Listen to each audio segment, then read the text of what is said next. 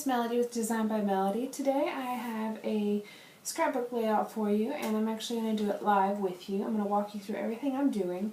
First, I'm starting with a piece of white cardstock, and the purpose of today's layout is to see if I can use a pretty busy background but tone it down a little bit, and then also use a lot of word elements to kind of tell my journaling without having written journaling separate. So this piece of paper is from, let's see, this is from Studio Calico. It's the retrograph paper. I cut 1/4 of an inch off the edge so that when I adhere it down I have 1/8 of an inch around the sides. So I'm going to go ahead and adhere this down.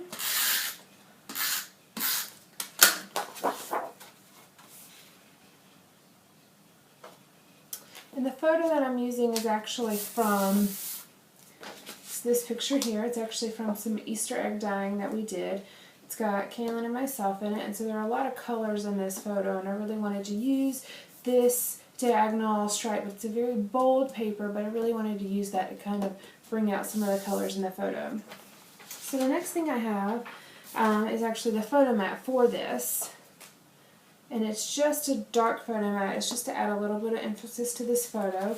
And this photo mat is from We Are Memory Keepers. It's the archive paper from the Notable collection. We're actually going to use a couple of pieces of paper from the Notable collection, which I will show you in a moment. And this photo mat is cut to be only about 1/16 of an inch around the photo.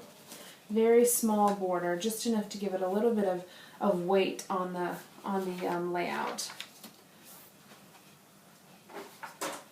Next I have this piece of vellum. It's from the paper company. It's called Opal Raindrops, and I'm going to put it right here behind our photo, just like that, to kind of mute the background picture, the background pattern a little bit, as well as, you know, to separate the photo from the background. And then also we're going to use some word elements here, and I want to make them stand off the page a little bit more. So we're going to go ahead. I'm not going to adhere this down quite yet because I want to make sure I have my photo in the right place. So we're just going to lay that there for the moment. I have cut a few pieces of scallop border, and this is using that same piece of paper that I've made my photo mat with. And I'm going to place one here at the bottom, and then also another one here at the top. And it's going to overlap our vellum just a little bit. But that'll also help tack down the corners because I don't want to have a bunch of adhesive all over this vellum. So I'm actually going to go ahead and attach this vellum here. Here we go. So I'm just going to put adhesive behind where the photo mat is going to be. And I know you can very easily buy vellum, adhesive to use behind vellum that's not noticeable, but I just don't have any on hand at the moment. So this is going to go right here, again covering up all that adhesive.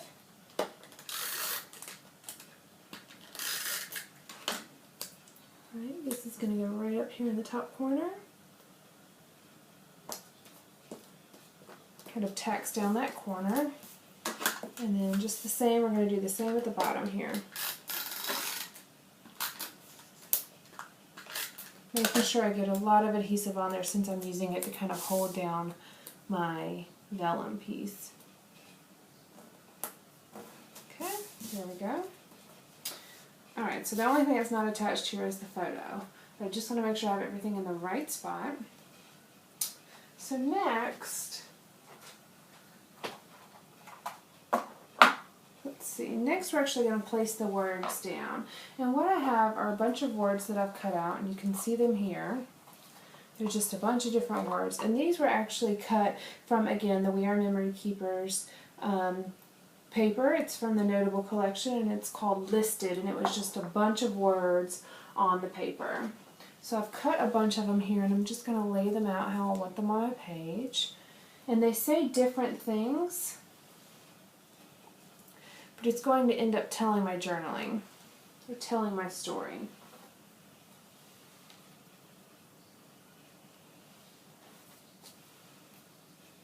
And again, you can kind of see why I wanted to mute the background paper just a little bit so that these stand out a little bit more.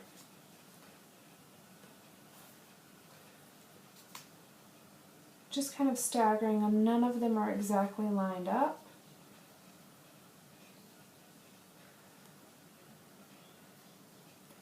Kind of lay them out till you're happy with the way they look. Okay. And then on this side I'm going to do the same thing, and this is actually going to be my title here, this Remember. And it is the same size as everything else, but we're going to do something here in just a moment to give it a little bit more weight. And then these are going to be under it in a list. So Remember is the title, and it says good times today, life is good, you and me, small things are every day. And it says this was great, live your story, 100% real life, so very happy, just smile. And down here it says live every moment and enjoy every moment. Alright, and to give that title just a little bit more weight, we're going to add a little bit of washi here. And this washi tape is from Pick Your Plum.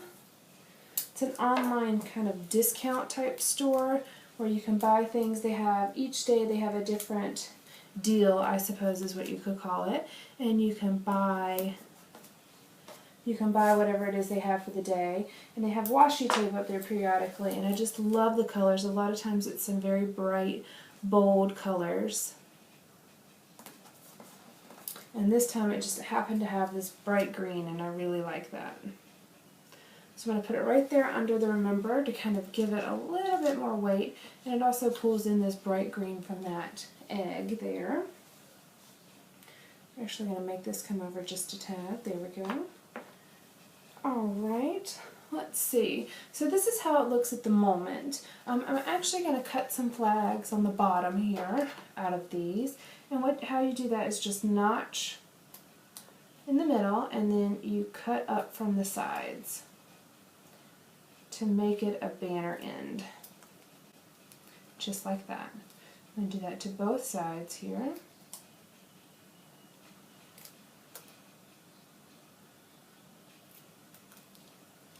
There we go.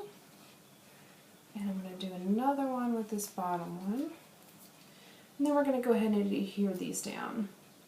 We're going to do this in sections. I just want to make sure everything is lined up exactly how I want it. The good thing about most adhesives, you have a few seconds where you can pick it up and move around if you need to. And you also have the option to use a removable adhesive if you would prefer. Right now, since I don't have complete scrapbooks, my layouts are getting moved around a lot, so for me it's not beneficial to use a removable adhesive, but you can definitely do that if you don't feel like your pages are going to be handled a lot. So again, this is going to help adhere that vellum down since we didn't put any adhesive anywhere else. Alright, so I've got our banners tacked down there. We're going to go ahead and adhere this photo down.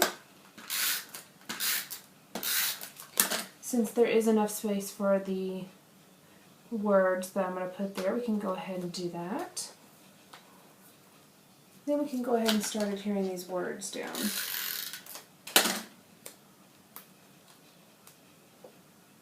I'm just going to overlap the bottom of this photo here. Not very much, just a little bit.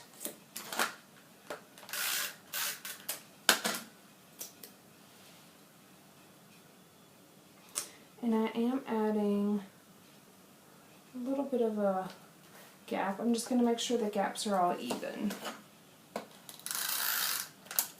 Not even from here to here, even between each other. And as I mentioned before, I'm making sure none of the ends are exactly the same. I want to make sure they're staggered.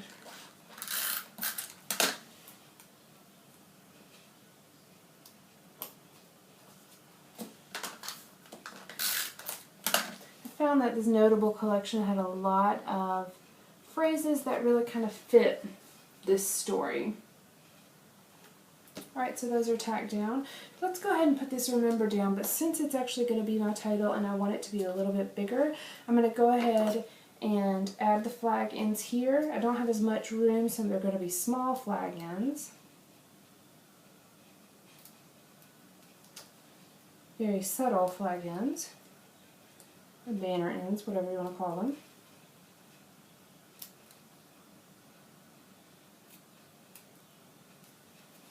And we're also going to put it on pop dots as well. And the pop dots that I am using today are from Stamp It Up. I have a variety of different ones. These just happen to be from Stamp It Up. I have a bunch of little packages. I'm going to use those.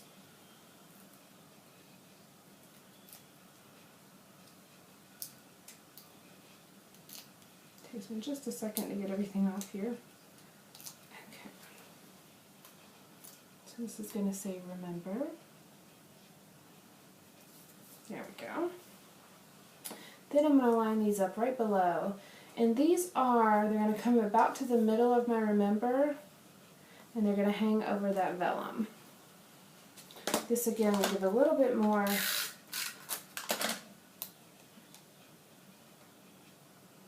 stability to that vellum. I like using these words. It took me a minute to go through them, and you can see there are a ton of them, but I had a lot of options. And what I'm using to line up, if you notice, there's a large grid pattern on the back of this diagonal. So I'm using it to kind of help me line up these words without having to use a ruler. I have a ruler ready if we need it, but I don't plan on using it.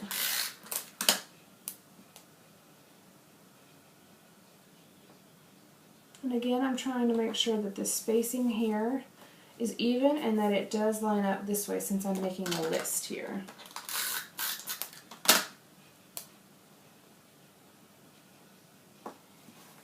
This is a little bit of a different layout for me. I typically don't use a lot of word elements other than my journaling, so I wanted to use something a little different today. And I wanted to make it very colorful. I think I've succeeded in that, but I wanted to make sure it was very colorful. I have these little chipboard circles, and these are from Studio Calico. They were exclusive to some of their kits, and they are digit circle chipboard is what they are. So we're going to put a few here in a couple different places. I've got this little asterisk that I'm going to put up here in the corner. And actually, I put a small piece of this